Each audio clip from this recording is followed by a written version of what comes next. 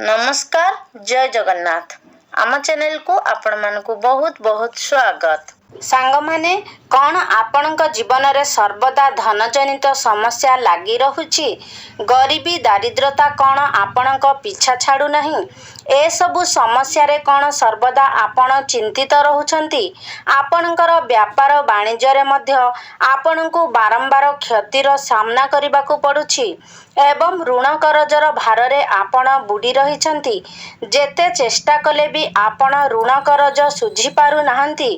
तेबे तंत्रशास्त्र अनुसारे आपण गुजरातीर एही उपाय को कौनसी भी दिन रे करि नियंतु। जहा विषय रे आमर वेद पुराण एवं शास्त्र रे उल्लेख करा जायछि। एही उपायटिकु करिबा द्वारा जीवनर सबु कष्टरू आपणकु मिलिजिब मुक्ति। माँ लक्ष्मी कृपारू आपणक जीवन रे हेब धनर वर्षा वरन आपणक समस्त मनस्कामना मध्य पूर्ण होइजिब। सांग माने जदि आपण आपणकर जीवन रे बहुत अधिक समस्या रे अछंती, आपणक जीवन रे धन आसीबा बंद होई जाइछि, आपणक जीवन रे समस्या एवं कष्ट आपणकर पीछा छाड़ू नाही, आपण ऋण एवं करजर मायाजाल रे फसी जाइछंती, आपणकर भाग्य आपणकर साथ देउ नाही, तेबे सांग माने आपण चुपचाप एही गुजरातीर उपाय करि नियंतु। जहा विषय रे आजिर एही वीडियो रे मु आपण माननकु कहिबाकू जाउछि। तेबे सांग माने एमिति रे आमे गुजरातीर प्रयोग आमर रोषेई घरे खाद्य प्रस्तुति रे करिथाउ। मात्र तंत्रशास्त्र अनुसारे जदि आपण गुजरातीर प्रयोग सठिक भाबरे करिबे तेबे आपणकु साक्षात माँ लक्ष्मींकर आशीर्वाद प्राप्ति हेबो।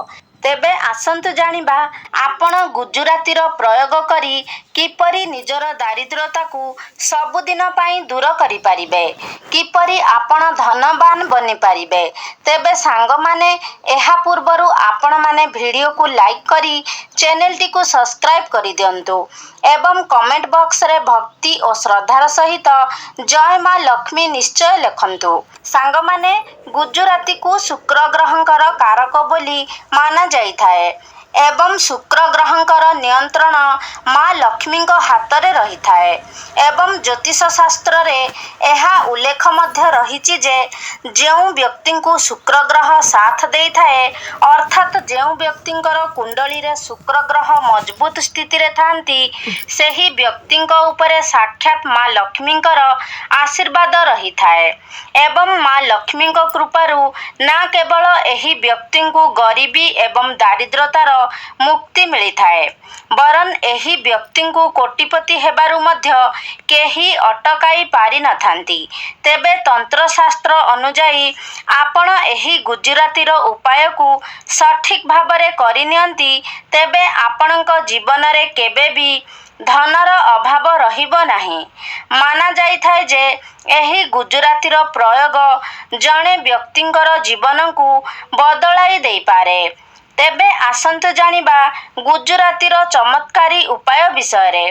तेबे प्रथम उपायटी हेउछि शुक्र ग्रहंकु आपणकर कुंडली रे मजबूत बनाइबार उपाय। तेबे मु आपण मानकु आरंभरु ही कहि सारिछि जे जेउ व्यक्तिंकर कुंडली रे शुक्र ग्रह मजबूत थांती सेही व्यक्ति को साक्षात माँ लक्ष्मींकर आशीर्वाद प्राप्त होइथाए एवं थरे जदि आपणकु माँ लक्ष्मींकर विशेष कृपा प्राप्त होई जाए तेबे आपणकु कोटिपति बनिबारे केही भी अटकाई पारिबे नाही। आपणक जीवन रे आपण केबे भी धनर अभाव अनुभव करिबे नाही।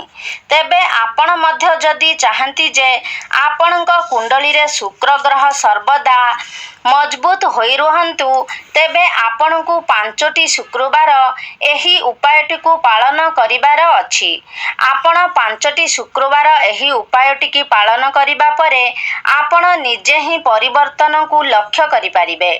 शुक्रवार दिनटी माँ लक्ष्मींकर दिन होइथाए एवं एही दिन जदि आपण माँ लक्ष्मींकर उद्देश्य रे कौनसी भी पूजा पाठ करिथांती किंबा कौनसी भी उपायर पालन करिथांती तेबे निश्चिंत भाबरे आपणकु माँ लक्ष्मींकर आशीर्वाद प्राप्त होइथाए। तेबे सांग माने ସେଥିପାଇଁ ଆପଣଙ୍କୁ ସଦାବାହାର ଫୁଲର ଆବଶ୍ୟକତା ରହିଛି ଏବଂ ସଦାବାହାର ଫୁଲଟି ଏକ ଏମିତି ଫୁଲ ଯେଉଁଥିରେ ମା ଲକ୍ଷ୍ମୀଙ୍କର 8ଟି ସ୍ୱରୂପର ବାସ ହୋଇଥାଏ। ତେବେ ଆପଣ ଶୁକ୍ରବାର ଦିନ ସକାଳୁ ଉଠି ନିଜର ସ୍ନାନ କାର୍ଯ୍ୟ ସମାପନ କରି ଗୋଟିଏ ତମ୍ବାର ଲୋଟା ନେଇଯାଆନ୍ତୁ। ସେଥିରେ ଆପଣ ଗଙ୍ଗାଜଳ ଭର୍ତ୍ତି କରିଦିଅନ୍ତୁ ଏବଂ ସେଥିରେ ଆପଣ ଗୋଟିଏ ଗୁଜୁରାତି ପକାଇ ଦିଅନ୍ତୁ ଏବଂ ସେହି ଜଳକୁ ନେଇ ଆପଣ ସଦାବାହାର ଗଛ ମୂଳରେ ଢାଳି ଦିଅନ୍ତୁ। ଏହି ଉପାୟଟି ଆପଣଙ୍କୁ 5ଟି ଶୁକ୍ରବାର ପର୍ଯ୍ୟନ୍ତ କରିନିଅନ୍ତୁ। ଦେଖିବେ 5ଟି ଶୁକ୍ରବାର ପରେ ଆପଣ ନିଜ ଜୀବନରେ ପରିବର୍ତ୍ତନ ନିଶ୍ଚିତ ଭାବରେ ରକ୍ଷା କରିପାରିବେ। ଆପଣଙ୍କ ଜୀବନରେ ଆଉ ଧନର ସମସ୍ୟା ରହିବ ନାହିଁ। ମା ଲକ୍ଷ୍ମୀଙ୍କର ଆଶୀର୍ବାଦ ନିଶ୍ଚିତ ରୂପରେ ଆପଣଙ୍କୁ ପ୍ରାପ୍ତି ହେବ। ଦ୍ୱିତୀୟ ଉପାୟଟି ହେଉଛି ଅଧିକ ଖର୍ଚ୍ଚରୁ ମୁକ୍ତି ପାଇବାର ଉପାୟ।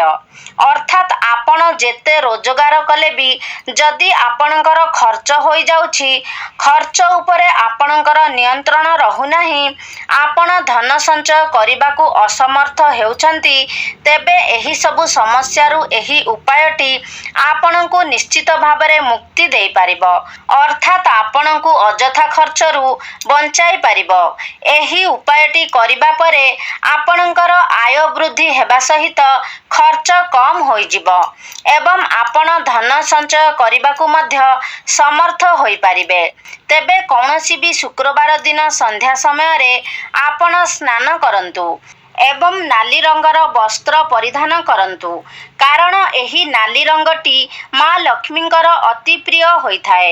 ତେବେ ଲାଲ ରଙ୍ଗର ବସ୍ତ୍ର ପରିଧାନ କରି ଆପଣ ନିଜ ଠାକୁର ଘରେ ଯେଉଁଠାରେ ମା ଲକ୍ଷ୍ମୀଙ୍କର ପ୍ରତିମା କିମ୍ବା ଫଟୋ ରଖିଛନ୍ତି, ସେହି ସାମ୍ନାରେ ଆପଣ ବସି ଯାଆନ୍ତୁ ଏବଂ ଗୋଟିଏ ଦୀପ ଜଳାନ୍ତୁ। ଆପଣ ନିଜ ହାତରେ ଗୋଟେ ଗୁଜୁରାତିକୁ ରଖନ୍ତୁ ଏବଂ ମା ଲକ୍ଷ୍ମୀଙ୍କର ବୀଜ ମନ୍ତ୍ରକୁ ଜପ କରନ୍ତୁ। ଓଁ ମହାଲକ୍ଷ୍ମୀ ନମଃ। ଏହି ବୀଜ ମନ୍ତ୍ରର ଜପ ଆପଣ 11 ଥର କରନ୍ତୁ। ତାପରେ ଆପଣ ସେହି ଗୁଜୁରାତିକୁ ନିଜର ପର୍ସରେ କିମ୍ବା ଆପଣଙ୍କର ବ୍ୟାଗରେ ରଖିଦିଅନ୍ତୁ କିମ୍ବା ଆପଣ ଘରେ ନିଜର ଧନ ଯେଉଁଠାରେ ସଞ୍ଚୟ କରି ରଖୁଛନ୍ତି ସେହି ସ୍ଥାନରେ ରଖିଦିଅନ୍ତୁ। ଆପଣ ଦେଖିପାରିବେ ଯେ ଆପଣଙ୍କର ବେକାର ଖର୍ଚ୍ଚ ଧୀରେ ଧୀରେ କମିଯିବ ଏବଂ ଆପଣଙ୍କର ଧନ ସଞ୍ଚୟ ହେବା ଆରମ୍ଭ ହୋଇଯିବ। ଆପଣଙ୍କର ପର୍ସ ସର୍ବଦା ପଇସାରେ ଭରି ରହିବ। ତୃତୀୟ ଉପାୟଟି ହେଉଛି ଏକ ଏପରି ଉପାୟ ଯେଉଁ ଉପାୟ ପାଳନ କରିବା ଦ୍ୱାରା ଆପଣଙ୍କୁ ରାହୁ କେତୁଙ୍କର ସାଥ ମିଳିବ, ଅର୍ଥାତ୍ ଆପଣଙ୍କର ଭାଗ୍ୟର ସାଥ ମିଳିବ। ଏହା ଏକ ଏପରି ଉପାୟ ଅଟେ ଯାହାକୁ ଯଦି ଆପଣ କରିନିଅନ୍ତି, ତେବେ ଆପଣଙ୍କର ଭାଗ୍ୟ ଚମକି ଉଠିବ, ଭାଗ୍ୟ ସର୍ବଦା ଆପଣଙ୍କର ସାଥ ଦେବ ଏବଂ ଆପଣଙ୍କୁ ପ୍ରତ୍ୟେକ କ୍ଷେତ୍ରରେ ସଫଳତା ମଧ୍ୟ ମିଳିବ। ତେବେ ଏହି ଉପାୟଟିକୁ ଆପଣଙ୍କୁ ଲଗାତାର 5ଟି ଗୁରୁବାର ପର୍ଯ୍ୟନ୍ତ କରିବାର ଅଛି। ଗୁରୁବାର ଦିନଟି ଭଗବାନ ବିଷ୍ଣୁଙ୍କର ସମର୍ପିତ ଅଟେ ଏବଂ ଭଗବାନ ବିଷ୍ଣୁ ମା ଲକ୍ଷ୍ମୀଙ୍କର ସ୍ୱାମୀ ଅଟନ୍ତି। ଅର୍ଥାତ୍ ଭଗବାନ ବିଷ୍ଣୁଙ୍କୁ ପ୍ରସନ୍ନ କରିବା ଦ୍ୱାରା ଆପଣଙ୍କୁ ଏମିତିରେ ବି ମା ଲକ୍ଷ୍ମୀଙ୍କର ଆଶୀର୍ବାଦ ପ୍ରାପ୍ତି ହୋଇଯିବ। ତେବେ ଗୁରୁବାର ଦିନ ସକାଳୁ ଉଠି ନିଜର ସ୍ନାନ କାର୍ଯ୍ୟ ସାରି ଆପଣ ଗୋଟିଏ ଧଳା ରଙ୍ଗର କପଡ଼ା ନିଅନ୍ତୁ। ସେହି ଧଳା କପଡ଼ା ଉପରେ ଆପଣ ଗୋଟିଏ ମୁଠା ଚାଉଳ ରଖିଦିଅନ୍ତୁ ଏବଂ ତା ଉପରେ ଗୋଟିଏ ଗୁଜୁରାତି ରଖନ୍ତୁ। ତାପରେ ଆପଣ ଏହାକୁ ଏକ ପୁଟୁଳି ବନାଇ ଦିଅନ୍ତୁ। ତାପରେ ଏହାକୁ ନେଇ ଆପଣ କୌଣସି ଏକ ମନ୍ଦିରକୁ ଯାଆନ୍ତୁ ଏବଂ ମନ୍ଦିର ବାହାରେ ବସିଥିବା କୌଣସି ବି ଭିକାରୀକୁ ଆପଣ ଏହାକୁ ଦାନ ଦେଇଦିଅନ୍ତୁ। ଲଗାତାର 5ଟି ଗୁରୁବାର ପର୍ଯ୍ୟନ୍ତ ଆପଣ ଏହି ଉପାୟଟିକୁ ପାଳନ କରନ୍ତୁ। ଏହି ଉପାୟଟିକୁ କରିବା ଦ୍ୱାରା ଆପଣଙ୍କର କୁଣ୍ଡଳୀରେ ରାହୁ ଏବଂ କେତୁଙ୍କର ସ୍ଥିତି ଭଲ ରହିଥାଏ ଏବଂ ଆପଣଙ୍କୁ ପ୍ରତ୍ୟେକ କ୍ଷେତ୍ରରେ ନିଜର ଭାଗ୍ୟର ସାଥ ମିଳିବା ସହିତ ପ୍ରତ୍ୟେକ କ୍ଷେତ୍ରରେ ଆପଣଙ୍କୁ ସଫଳତା ମଧ୍ୟ ମିଳିଥାଏ। ଭାଗ୍ୟ ଆପଣଙ୍କର ସାଥ ଦେବା ଆରମ୍ଭ କରିଦେବ। ତେବେ ସାଙ୍ଗମାନେ, ଯଦି ଆପଣମାନେ ଚାହୁଁଛନ୍ତି ମା ଲକ୍ଷ୍ମୀଙ୍କ ସହିତ ଆପଣଙ୍କୁ ଭଗବାନ ବିଷ୍ଣୁଙ୍କର ମଧ୍ୟ ଆଶୀର୍ବାଦ ପ୍ରାପ୍ତ ହେଉ, କୃପା ପ୍ରାପ୍ତ ହେଉ, ଆପଣଙ୍କ ଗୃହରେ ମା ଲକ୍ଷ୍ମୀଙ୍କର ସ୍ଥାୟୀ ବାସ ହେଉ, ଆପଣଙ୍କୁ କେବେ ବି ଧନଜନିତ ସମସ୍ୟାର ସମ୍ମୁଖୀନ ହେବାକୁ ନ ପଡ଼ୁ। ତେବେ ଏହି ଉପାୟଗୁଡ଼ିକ ଆପଣ ନିଜ ଜୀବନରେ ନିଶ୍ଚିତ ରୂପରେ ପାଳନ କରନ୍ତୁ। ତେବେ ସାଙ୍ଗମାନେ, ସେଥିପାଇଁ ଆପଣ ଶୁକ୍ରବାର ଦିନ ଗୋଟିଏ ଉପାୟ ନିଶ୍ଚୟ ପାଳନ କରନ୍ତୁ ଏବଂ ପ୍ରତ୍ୟେକ ଶୁକ୍ରବାର ଦିନ ଆପଣ ଏହାକୁ ପାଳନ କରନ୍ତୁ। ତେବେ ଶୁକ୍ରବାର ଦିନ ସକାଳରୁ ସନ୍ଧ୍ୟା ଯେକୌଣସି ସମୟରେ ଆପଣ 12ଟି ରୁଟି ବନାଇ ଦିଅନ୍ତୁ ଏବଂ ପ୍ରତ୍ୟେକ ରୁଟି ଉପରେ ଗୋଟିଏ ଲେଖାଏଁ ଗୁଜୁରାତି ରଖିଦିଅନ୍ତୁ। ସେହି ରୁଟିକୁ ଆପଣ ଗାଈକୁ ଖାଇବାକୁ ଦିଅନ୍ତୁ, କାରଣ ଗୋମାତାଙ୍କ ଶରୀରରେ 33 କୋଟି ଦେବାଦେବୀଙ୍କର ବାସ ହୋଇଥାଏ। ଗାଈର ଶିଙ୍ଗ ମଧ୍ୟରେ ଭଗବାନ ଶିବଙ୍କର ବାସ ହୋଇଥାଏ। ତ ଯଦି ଆପଣ ପ୍ରତ୍ୟେକ ଶୁକ୍ରବାର ଦିନ ଏହାକୁ ଏକ ନିୟମ ବନାଇ ଏହି ଉପାୟଟିକୁ ପାଳନ କରନ୍ତି, ଅର୍ଥାତ୍ ପ୍ରତ୍ୟେକ ଶୁକ୍ରବାର ଦିନ ଆପଣ 12ଟି ରୁଟି ବନାଇ ପ୍ରତ୍ୟେକ ରୁଟିରେ ଗୋଟିଏ ଲେଖାଏଁ ଗୁଜୁରାତି ରଖି ଆପଣ ଗୋମାତାଙ୍କୁ ଖାଇବାକୁ ଦିଅନ୍ତୁ, ତେବେ ଆପଣଙ୍କ ଜୀବନରେ ଉନ୍ନତି ହେବା ଆରମ୍ଭ ହୋଇଯିବ ଏବଂ ଆପଣଙ୍କ ଜୀବନରେ ଚାଲିଥିବା ଅନେକ ଗୁଡ଼ିଏ ସମସ୍ୟାର ଅନ୍ତ ହୋଇଯିବ। ସାଙ୍ଗମାନେ, ଆପଣମାନେ ଜାଣନ୍ତି ଭଗବାନ ଶ୍ରୀକୃଷ୍ଣ ମଧ୍ୟ ଗୋମାତାଙ୍କର ସେବକ ଥିଲେ। ତେଣୁ ଗୋମାତାଙ୍କର ସେବା କରିବା ଦ୍ୱାରା ଆପଣଙ୍କୁ ଅନେକ ପୁଣ୍ୟର ପ୍ରାପ୍ତି ହେବ। ତେବେ ସାଙ୍ଗମାନେ, ଆଶା କରୁଛି ଆଜିର ଭିଡ଼ିଓଟି ଆପଣମାନଙ୍କୁ ନିଶ୍ଚିତ ଭାବରେ ଭଲ ଲାଗିଥିବ। ଯଦି ଭଲ ଲାଗିଛି ତାହେଲେ ଲାଇକ୍ କରନ୍ତୁ, ସେୟାର କରନ୍ତୁ। ଆମ ଚ୍ୟାନେଲକୁ ଯଦି ସବସ୍କ୍ରାଇବ୍ କରିନାହାନ୍ତି ତାହେଲେ ସବସ୍କ୍ରାଇବ୍ କରିଦିଅନ୍ତୁ ଏବଂ କମେଣ୍ଟ ବକ୍ସରେ ଭକ୍ତି ଓ ଶ୍ରଦ୍ଧାର ସହିତ ଜୟ ମା ଲକ୍ଷ୍ମୀ ନିଶ୍ଚୟ ଲେଖନ୍ତୁ।